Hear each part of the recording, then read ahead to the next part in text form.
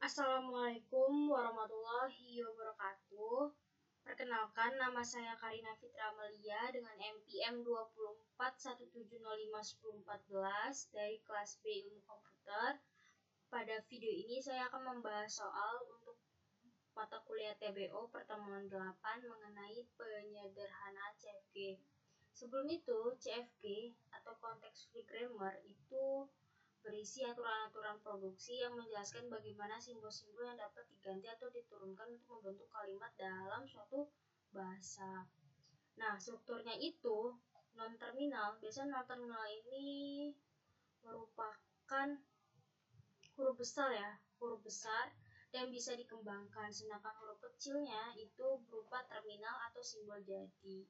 Jadi di sini struktur umum CFG itu non-terminal yang menghasilkan kombinasi terminal atau non-terminal.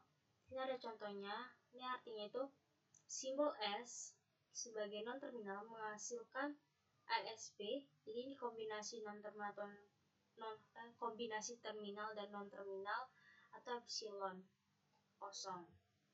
Intinya itu CFG dipakai untuk menggambarkan bagaimana kalimat atau ekspresi disusun secara berurutan, misalnya bahasa pemrograman, ekspresi matematika, atau kalimat alami.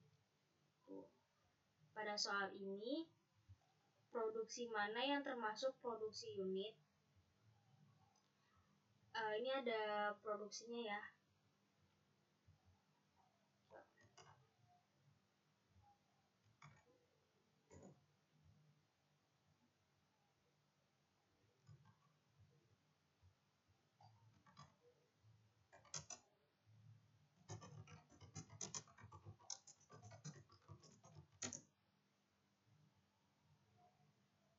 Oke, cara membacanya itu S menghasilkan non-terminal, menghasilkan AA, atau menghasilkan C, atau menghasilkan BD. Jadi artinya itu simbol S bisa diganti menjadi AA, atau C, atau BD. Kemudian A menghasilkan BB atau menghasilkan epsilon atau kosong.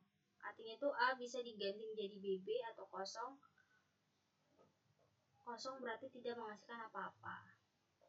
Kemudian B menghasilkan AB, jadi non-terminal menghasilkan non-terminal atau menghasilkan D, terminal. Artinya B bisa diganti menjadi AB atau huruf D. Kemudian C menghasilkan DE. Artinya C bisa diganti menjadi huruf D lalu diikuti E. Dan yang terakhir D menghasilkan ABC yang dapat diartikan D bisa diganti menjadi huruf A, B, dan C secara berurutan. Jadi kalau ada tanda seperti ini, itu bacanya menghasilkan. Kalau tandanya seperti ini, berarti dibaca sebagai atau. Untuk soal ini, produksi mana yang termasuk produksi unit? Jadi sebelum itu, kita harus tahu dulu apa itu produksi unit ya.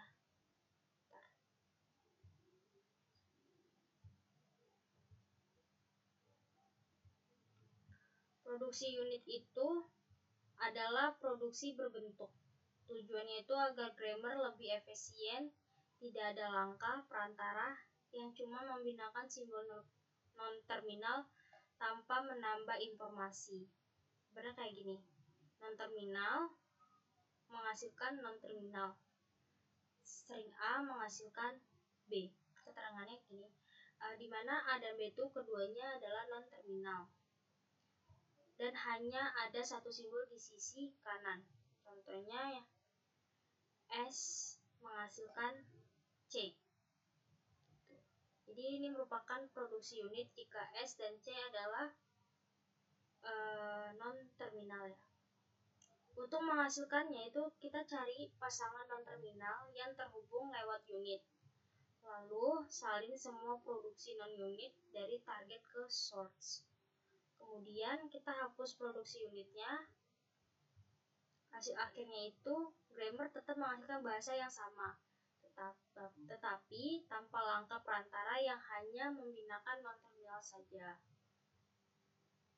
Pembahasannya, misalkan kita bagian atas dulu yang ini, Berarti kan bacanya itu S menghasilkan AA.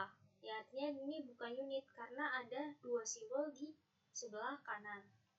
Walaupun dia dikatakan non-terminal ya. Kemudian SC. S menghasilkan C.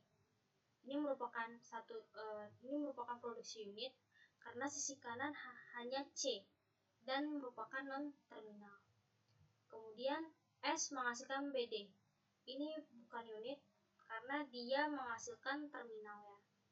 Kemudian A menghasilkan BB. Ini juga bukan unit karena ini merupakan kombinasi dari non-terminal dan terminal. Kemudian A menghasilkan epsilon atau kosong. Ini juga bukan unit. Terus B menghasilkan AB dari sini. Berarti dia juga bukan unit karena dia mempunyai string B ini menghasilkan dua non-terminal di sebelah kanan. Kemudian B menghasilkan D. Ini juga bukan unit karena dia menghasilkan sebuah terminal. Kemudian C menghasilkan DE. Ini juga bukan unit karena dia menghasilkan terminal. Dan yang terakhir itu D menghasilkan